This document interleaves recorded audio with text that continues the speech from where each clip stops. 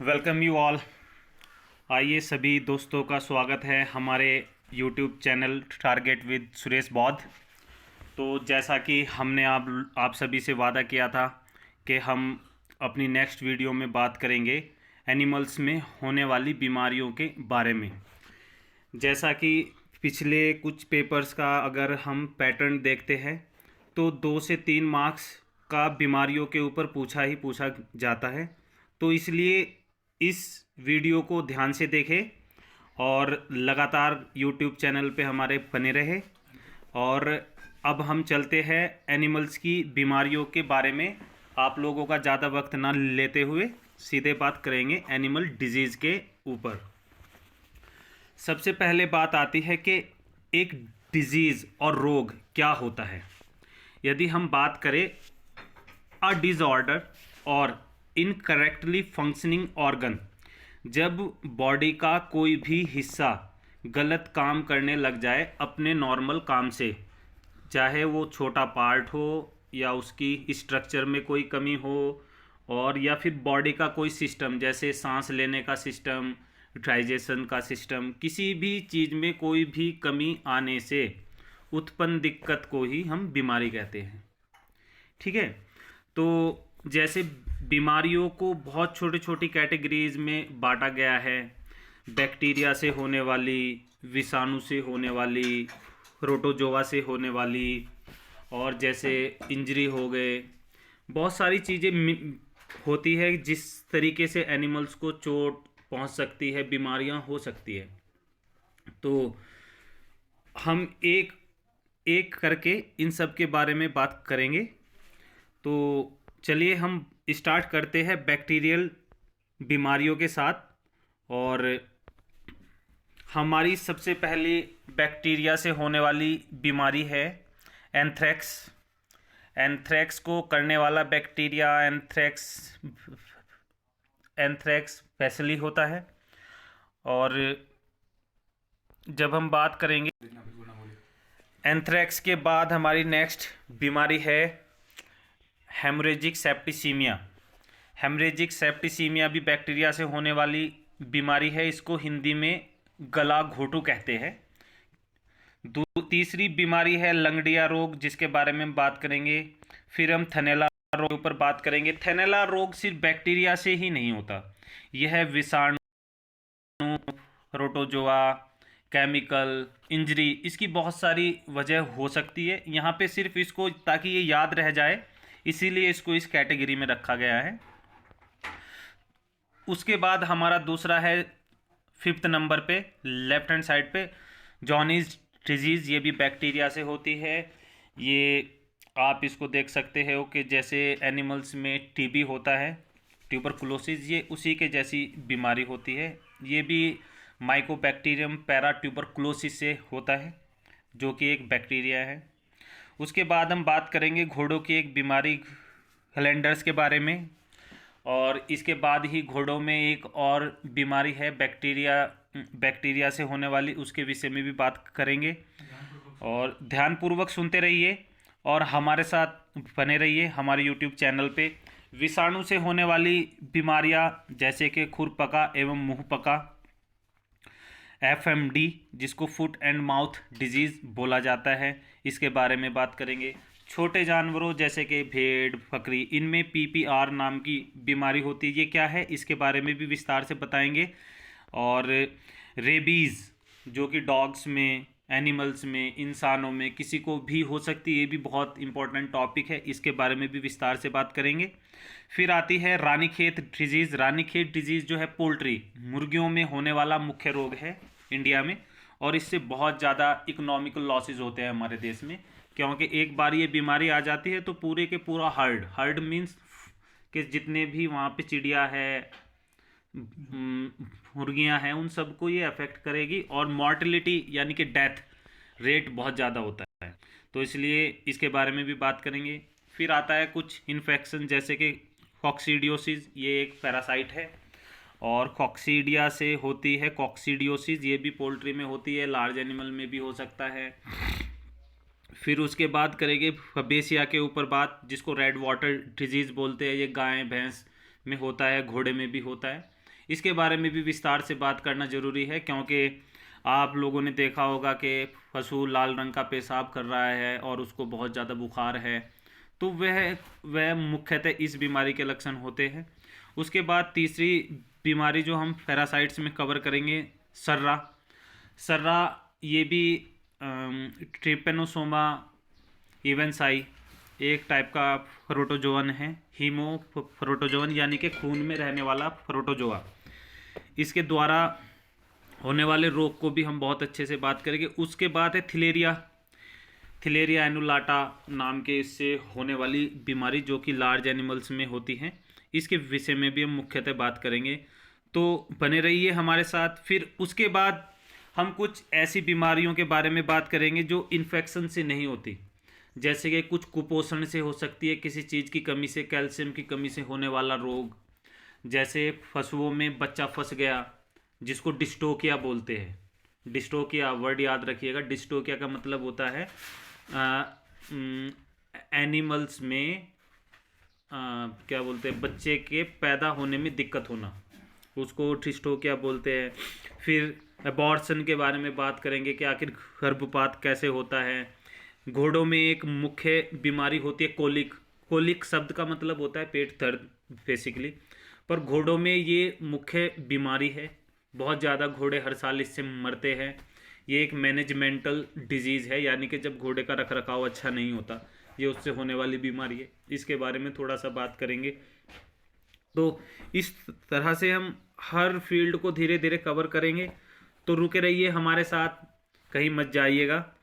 पूरी एक एक बीमारी को हम विस्तार से समझाएंगे। हम ज़्यादा डीप में ना जाते हुए सुपरफिशियल ही आप लोगों को बताएंगे, क्योंकि आगे यही फिर आपको कोर्स में भी सिखाया जाएगा सिलेक्शन के बाद। तो इसलिए आप हमारे साथ रुके रहिए, हमारे यूट्यूब चैनल पे बने रहिए। टारगेट विद सुरेश बौद्ध।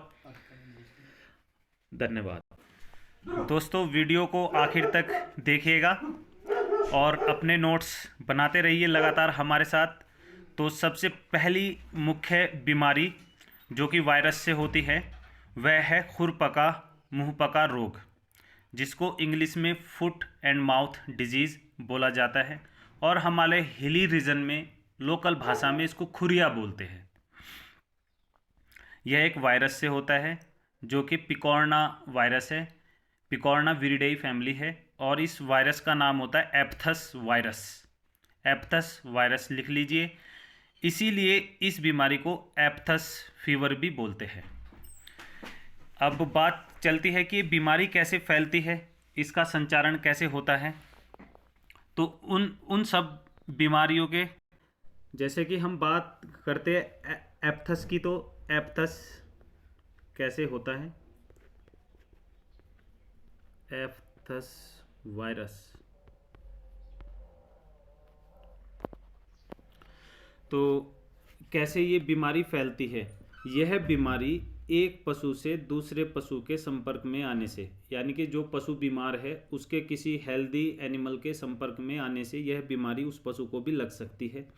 यह दूषित पानी, हवा, चारा, दाना जो हम एनिमल्स को दे रहे हैं उसके द्वारा भी यह बीमारी फैल सकती है। सबसे जो खतरनाक बात है कि ये हवा से फैल सकती है। वायरस हवा में उड़ के यहाँ से वहाँ जा सकता है।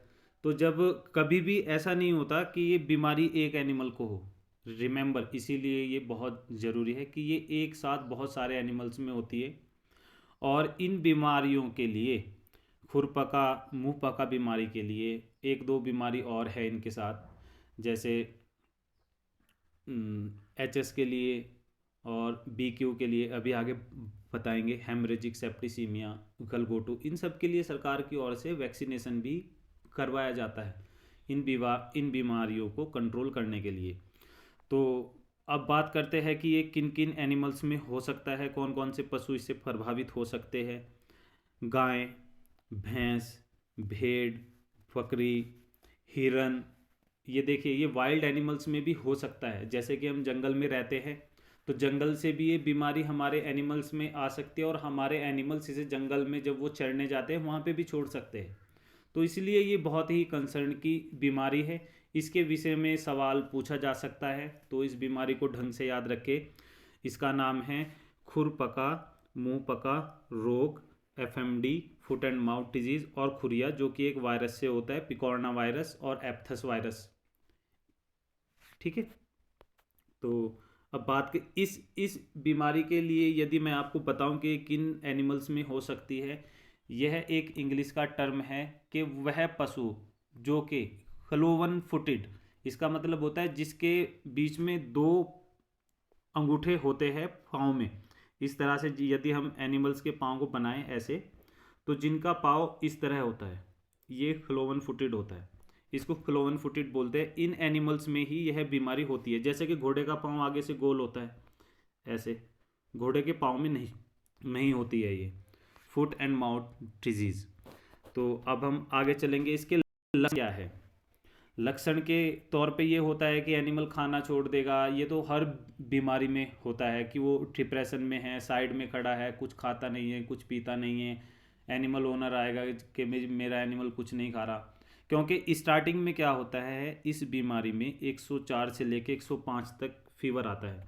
104 से 105 डिग्री फ़ारेनहीट तक फीवर आता है। याद रखिएगा, 104 से 105 तक फीवर आता है।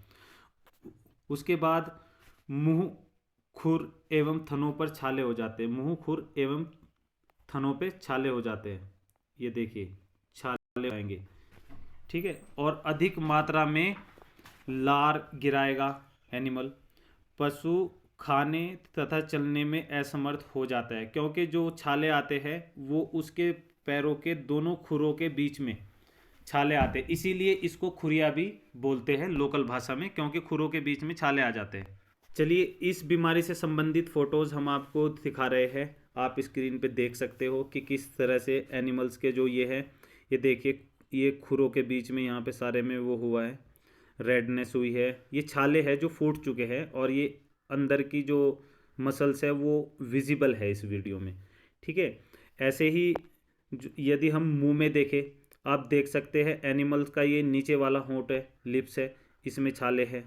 ये जीभ के ऊपर भी छाले आ रखे हैं। हर जगह इसमें मुंह में छाले आ जाते हैं, जिसकी वजह से पशु ना तो चल पाता है क्योंकि खुरों के बीच में छाले हैं, और ना अच्छे से खा पाता है। जब वह चारे को चबाने की कोशिश करता है, वो उसमें चुभन पैदा करता है, तो पशु कुछ खा नहीं पाता और पशु लगातार कमज़ोर होता रहता है।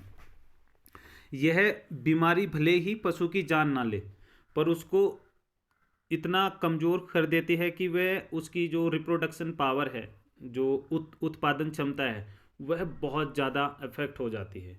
तो इसलिए यह किसानों को नुकसान पहुंचाने वाली बहुत मुख्य बीमारी है। इसलिए सरकार इसके लिए बहुत ज़्यादा कंसर्न है और इसके लिए निरंतर वैक्सीनेशन किया जा रहा है। अब बात करते हैं रोकथाम की, क्योंकि बीमारी तो हो गई। रोकथाम को क्या है कि जो पशु है उनको साफ़ सुथरी जगह रखा जाए, अच्छे से पानी दिया जाए, भोजन दिया जाए।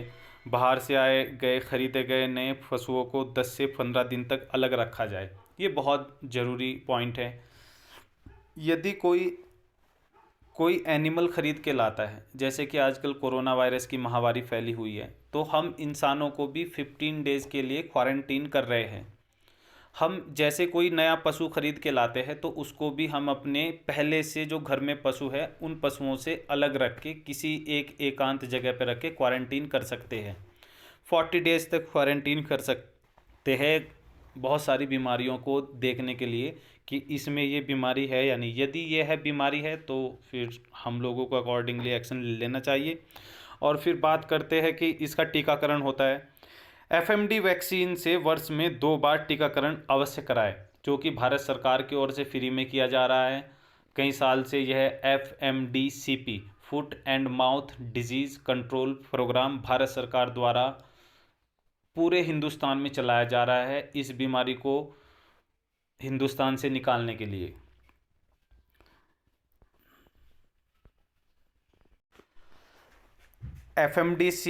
एफएमडी के बाद हमारी नेक्स्ट बीमारी है गलघोटू और हेमरेजिक सेप्टिसीमिया। यह एक बैक्टीरिया से होने वाली बीमारी है। उस बैक्टीरिया का नाम है पास्चुरेला मल्टोसिडा। याद रखिएगा कि ये बैक्टीरिया से होती है, पास्चुरेला मल्टोसिडा। ये वायरस नहीं है, कंफ्यूज मत होना बैक्टीरिया और वायरस के बीच में। हमेशा याद रखिएगा। और इससे कौन कौन से पशु अफेक्टेड होते हैं? गाय, भैंस, ऊंट, सूकर, घोड़े, यह भी लगभग सभी एनिमल्स में हो जाती है। इसके साथ ऐसा नहीं है कि क्लोवन फुटेड एनिमल्स में ही होगी, ये सभी में हो सकती है। और ये भी बहुत ज़रूरी बीमारी है जो कि हमारे गाँवों में एनिमल्स को नुकसान निरंतर पहुंचाती रही है, और भारत सरकार द्वारा इसके लिए भी टीकाकरण का कार्यक्रम चलाया गया है। इसके लक्षण क्या है? जबड़ों तथा गले के नीचे सूजन आ जाती है। याद रखिएगा, ये बहुत ही ज़रूरी इसका लक्षण है कि जबड़ों तथा गलों के नीचे सूजन आ जाती है। घुर घुर की आवाज़ आती है। घुर घुर की आवाज़ यानी कि जब पशु सांस लेता है तो गले में सूजन आने की वजह से, सांस की नली पे दबाव बनने की वजह से एनिमल्स को सांस लेने में दिक्कत आती है और वो खींच खींच के सांस लेता है। उससे पहले क्या होता है कि इस बीमारी में भी 103 104 तक फीवर आता है। बुखार इसमें भी 103 से 104 डिग्री फ़ारेनहीट तक फीवर आता है शुरू के दिनों में। फिर उसके बाद धीरे धीरे गले में सूजन बढ़ेगी और फिर पशु को सांस लेने में दिक्कत होगी। वो आगे वाली टांगे थोड़ी दूरी पे रख के अपनी गर्दन को नीचे झुका के सांस लेने की कोशिश करता है ताकि सांस की नली पे वजन कम हो और वो सांस ले पाए। उसके बाद आता है कि पशु की मृत्यु 1-2 दिन के भीतर हो जाती है यदि पशु को अच्छे से इलाज ना किया जाए और पशु कमज़ोर है, उसकी रोग प्रतिच्छेदन क्षमता कम है, तो उन सब स्थितियों में एनिमल्स की मृत्यु हो जाती है। और फिर बात करते हैं कि ये बीमारी आखिर आखिर कैसे फैलती है। रोग के जीवाणु रोगी पशु के मल, मूत्र, लार आदि में उपस्थित रहते हैं। ये बहुत ज़रूरी बात है कि ये जो है कि ये उसमें उसके गोबर में मिल सकता है। तो इसलिए पशु को जो पशु बीमार है उसको अलग रखे, उसके नीचे रोज़ाना साफ़ सफाई करे और वहाँ पे चूना छिड़के। इन सब चीज़ों से पीछा छुड़ाने के बाद यदि बात करें इस बीमारी की तो ये भी वैक्सीनेशन में इंक्लूडेड है। एफएमडी, सीपी के साथ साथ HS, haemorrhagic septicaemia and B Q, लंगड़िया रोग, इन तीनों बीमारियों की वैक्सीन की जाती है भारत सरकार की ओर से। हेमरेजिक सेप्टिसीमिया के बाद हमारी अगली बीमारी है जिसके बारे में हम बात करेंगे, वो है लंगड़िया बुखार। लंगड़िया बुखार यह भी एक बैक्टीरिया से, जीवाणु से होने वाला रोग है। क्लोस्ट्रीडियम चौवियाई, याद रखिएगा कि क्लोस्ट्रीडियम चौवियाई यह क्लोस्ट्रीडियम है। इसी के बहुत सारी स्पीसीज है जो बहुत सारी बीमारियां एनिमल्स में करती हैं।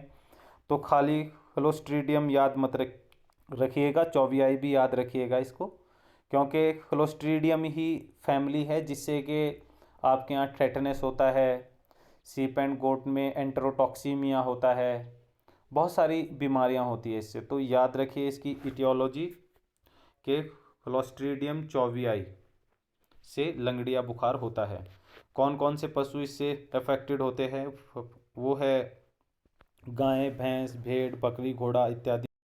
और 6 माह से 12 वर्ष के पशुओं में अधिक होता है, यानी कि जो छोटे पशु होते हैं, जो यंग वंस होते हैं, उनमें होगा। और उनमें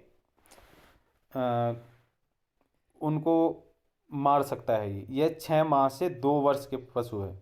6 माह से 2 वर्ष के पशुओं में यह रोग ज़्यादातर होता है। और कैसे ये रोग फैलता है? रोग चारागाह के दूषित होने से वर्षा काल में तेज़ी से फैलता है। ये याद रखिएगा कि ये मॉनसून सीजन में होने वाली बीमारी है, मुख्यतः मॉनसून सीजन में होने वाली बीमारी है। जहाँ पे टेम्परेचर ज़्यादा रहता है उन एरियाज़ की बीमारी है। और ये वैसे तो हिल्स पे भी हो सकती है, ये सारे कहीं पे मिल सकती है जहाँ पे टेम्परेचर हाई जाता है। इस बीमारी के मुख्य लक्षण क्या है?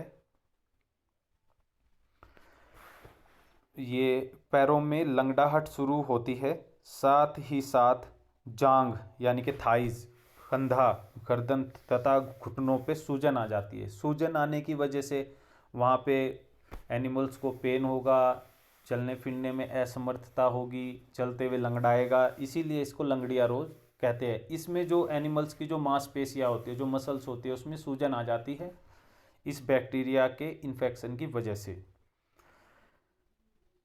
दबाने पर चरचराहट की आवाज़ आती है, जैसे कि किसी मसल्स में सूजन है। अब आपको कैसे पता चलेगा कि वह चोट की वजह से सूजन है या इस बीमारी की वजह से सूजन है?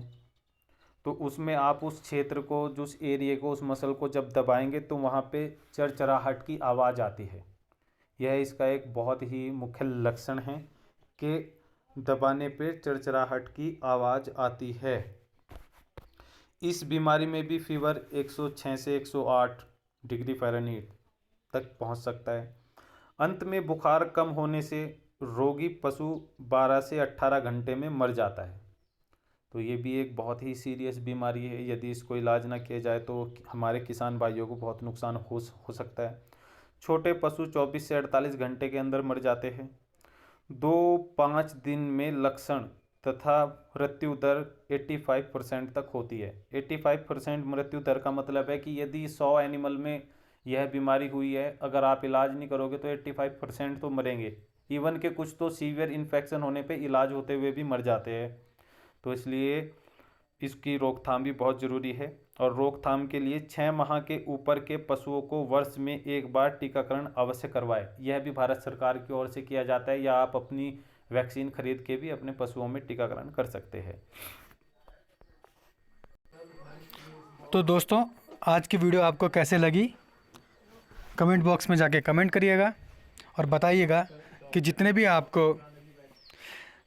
आपको सर ने, यानी कि हमारे सर हैं डॉक्टर इमरान अली सर, उनके मदद से हमने ये आज वीडियो बनाने की कोशिश की है कि आपको अधिक से अधिक समझा सके और पेपर की दृष्टि से क्या क्या इम्पोर्टेंट है उस सर ने आपको बखूबी समझाया है।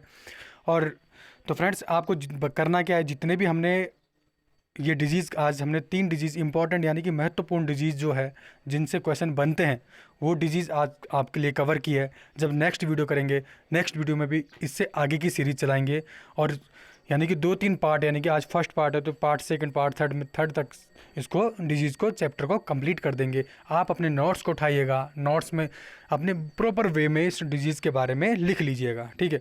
लिखने के बाद उसको 1 बार 2 बार नहीं, 3 बार, कई बार आप उसको पढ़िएगा, फिर आपको बखूबी वो याद हो जाएगा।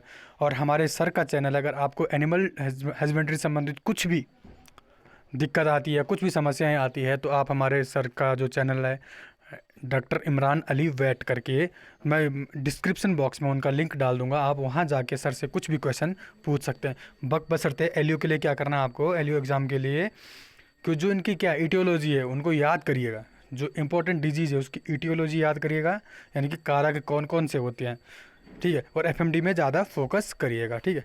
ज़्यादा कुछ जानने के लिए डॉक्टर इमरान, ठीक है। मैं डिस्क्रिप्शन बॉक्स में सर का यूट्यूब चैनल और लिंक डाल दूंगा, आप वहां जाके सर से बखूबी आप सभी पूछिएगा, ठीक है।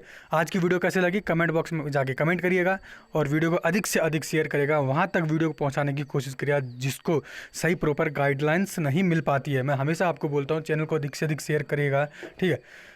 तो फ्रेंड्स, धन्यवाद, आज के लिए इतना ही।